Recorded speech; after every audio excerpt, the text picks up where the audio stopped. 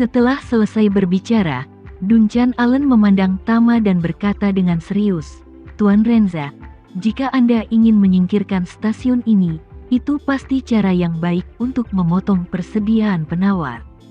Begitu persediaan penawar berhasil dipotong, lalu mampu memasuki keadaan melingkari suatu titik untuk memperjuangkan bantuan seperti penembak jitu di medan perang, yang tidak membunuh yang terluka, tetapi menggunakan yang terluka untuk menarik penyelamat dari sisi lain. Kemudian membunuh semua orang yang datang untuk membantu satu persatu. Ketika Yoshua mendengar ini, dia tidak bisa menahan diri untuk berkata dengan bersemangat, menunggu bantuan. Cara detektif Duncan Allen hebat. Kemudian, dia dengan cepat berkata kepada Tama, "Tuan Renza, jika Anda menggunakan cara detektif Duncan Allen, sambil mengelilingi titik-titik untuk memperjuangkan bantuan, sambil menunggu tenggat waktu 7 hari, setelah 7 hari itu, stasiun itu mungkin menghilang diri." Fionn berkata dengan ketakutan, "Tuan Renza, pikirkan 2 kali. Begitu Anda melakukan ini, ribuan orang mati dan keluarga mereka akan mati tanpa tempat untuk menguburkan mereka." Ya, pengawal kavaleri juga berkata dengan panik, "Sebagian besar orang mati dan penjaga kavaleri dipaksa bekerja untuk organisasi. Jika pasokan penawar mereka benar-benar terputus, semuanya akan mati. Tidak bisa bertahan, itu terlalu kejam bagi mereka." Setelah selesai berbicara, dia memandang Tama dan memohon, "Tuan, tolong lihat bahwa kami semua dipaksa untuk tidak melakukan apa-apa. Beri kami dan kerabat serta teman kami cara untuk bertahan hidup." Tama tidak berbicara, dan setelah berpikir sejenak, dia membuka mulutnya dan berkata, "Meskipun cara untuk memecahkan penawarnya berguna, itu benar-benar tidak manusiawi. Begitu berhasil, ribuan nyawa akan melayang." Berbicara tentang ini, Tama tiba-tiba memandang Fionn dan para penjaga kavaleri ini, dan bertanya dengan serius, "Jika suatu hari, kamu menemukan bahwa setelah kamu mengambil penawar yang diberikan oleh organisasi, racun di tubuhmu tidak tertunda, tetapi tiba-tiba, dan benar-benar bersih, bagaimana reaksimu?" Kata-kata Tama mengejutkan 7 penjaga kavaleri dan Fionn yang duduk di seberang. Mereka tidak tahu mengapa Tama tiba-tiba mengajukan pertanyaan seperti itu. Tetapi ekspresi dari 8 orang ini sedikit bersemangat saat ini. Fionn adalah orang pertama yang berbicara, mengepalkan tinjunya dan berkata dengan tajam, "Tuan Renza, jika itu yang Anda katakan, kami tentara yang mati pasti akan mengatur untuk keluar dari pengepungan. Bahkan jika kami mati, kami akan mati di bawah matahari." Pemimpin penjaga kavaleri juga berkata tanpa sadar, "Tidak, Tuan Renza. Jika ini terjadi, penjaga kavaleri pasti akan mengambil kesempatan untuk bertarung mati-matian." Fionn menghela nafas.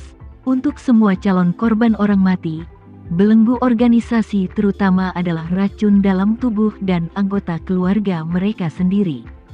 Setelah masalah racun teratasi, calon korban orang mati dapat menggunakan kekuatan mereka sendiri untuk mati-matian mempertahankan keselamatan orang yang mereka cintai. Memiliki kesempatan untuk memimpin keluarga Anda melarikan diri sejak lahir adalah impian terbesar setiap calon korban orang mati selama puluhan generasi. Begitu diberi kesempatan, setiap calon korban orang mati akan berusaha sekuat tenaga untuk impian ini. Kata-kata Fionn membuat para penjaga kavaleri lainnya sangat setuju dan berempati dengan mereka. Seperti orang-orang mati ini, mereka semua merindukan hari ketika mereka benar-benar dapat melepaskan diri dari kendali organisasi misterius ini. Alasan mengapa dia tidak pernah melawan organisasi terutama karena racun di tubuhnya tidak berdaya untuk melawan. Ini tidak seperti pendahulu mereka yang pernah melakukan ini sebelumnya. Tetapi apakah mereka melawan atau melarikan diri? Umur maksimum masing-masing dari mereka setelah melarikan diri hanya 7 hari. Oleh karena itu, Hal semacam ini yang tidak memiliki peluang sukses sama sekali. Lama-kelamaan tidak ada yang mau melakukannya. Tetapi jika apa yang dikatakan Tama benar-benar terjadi, dan racun di tubuh mereka tiba-tiba dihilangkan, mereka akan berdiri dan melawan sampai akhir seperti tentara yang mati. Setelah melihat sikap beberapa orang, Ye Chen mengangguk puas dan bertanya, apakah komisaris perlu meminum penawarnya secara teratur? Saya belum pernah mendengarnya. Pemimpin penjaga kavaleri berkata, komisaris sangat misterius dan tidak menonjolkan diri. Apakah dia akan mengambil penawarnya seperti kita? Kita tidak tahu. Tama bertanya lagi, lalu bagaimana penawarnya dibagikan kepada kalian dan semua prajurit yang menjadi calon korban mati setelah dikirimkan? Pria itu menjelaskan, setiap kali penawarnya dikirim, utusan komisaris secara pribadi akan terhubung dengan tukang pos yang bertanggung jawab untuk mengirimkan penawarnya.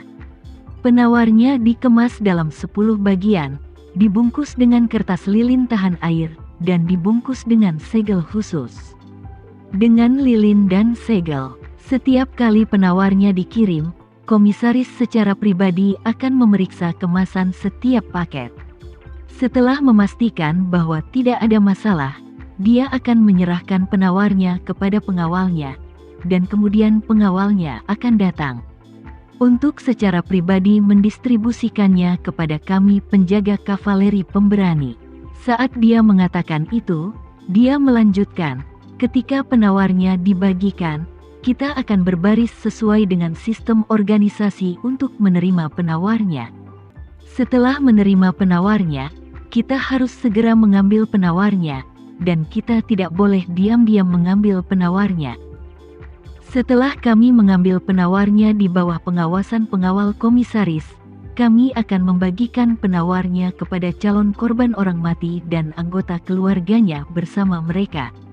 Keseluruhan prosesnya pada dasarnya sama. Calon korban orang mati dan keluarganya juga obatnya adalah habis di bawah pengawasan kami, sehingga seluruh proses minum obat pada satu waktu dianggap selesai. Duncan Allen yang berada di samping tidak dapat menahan diri untuk bertanya, saya punya pertanyaan untuk ditanyakan.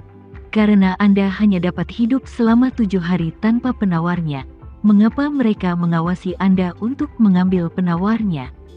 Apakah ada orang lain yang dengan sengaja menolak untuk mengambil penawar yang mereka berikan padamu? Pria itu tersenyum kecut, dan berkata, apakah itu kami atau calon korban tentara mati? Kami selalu berpikir untuk melawan. Meskipun kami tahu bahwa kami memiliki kemampuan untuk melawan seluruh organisasi, kami masih memiliki sedikit keberuntungan. Calon korban orang mati dengan sengaja menolak untuk mengambil penawarnya, menyerahkan penawarnya untuk banyak orang kepada satu orang, dan kemudian mencoba membantu orang itu melarikan diri dari stasiun. Dia berharap bisa meminta bantuan dari dunia luar dan mengungkap kisah di dalam seluruh organisasi sebagai gantinya untuk bantuan dari dunia luar. Tetapi tanpa kecuali, mereka semua gagal, tetapi karena hal semacam ini terjadi. Persyaratan organisasi adalah seseorang harus mengawasi saat meminum obat. Mendengar ini, Tama berkata, artinya, penawar yang diberikan kepadamu memiliki cara anti pemalsuan khusus. Tetapi hanya satu orang, komisaris, yang mengetahui cara anti pemalsuan khusus.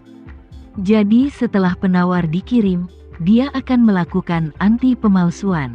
Setelah mencocokkan dan memverifikasi keasliannya, setelah dipastikan tidak ada masalah, akan didistribusikan ke penjaga kavaleri terlebih dahulu, diikuti oleh calon korban orang mati dan keluarganya.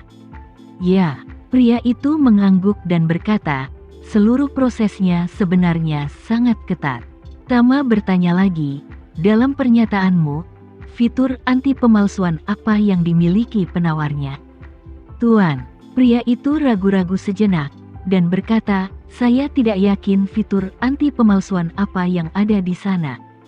Meskipun setiap obat dibuka di depan kami dan dibagikan kepada kami, tapi lilin digunakan untuk menyegel kertas lilin dipanaskan kembali setiap saat. Anda juga tahu bahwa begitu benda semacam itu dipanaskan, pola cetak asli tidak akan ada lagi. Jadi saya tidak tahu seperti apa lilin itu ada di segel obat asli. Tama mengangguk ringan, dan berkata, dengan cara ini, seharusnya tidak mungkin menipu utusan komisaris dengan mencuri langit dan mengubah hari tanpa menunjukkan tanda-tanda ekspresi. Jika saya menemukan tautan di tengah untuk mengganti obatnya itu pasti akan menghancurkan tanda anti pemalsuan asli sampai batas tertentu. Ketika utusan komisaris mendapatkan obatnya, dia akan segera menyadari bahwa ada masalah.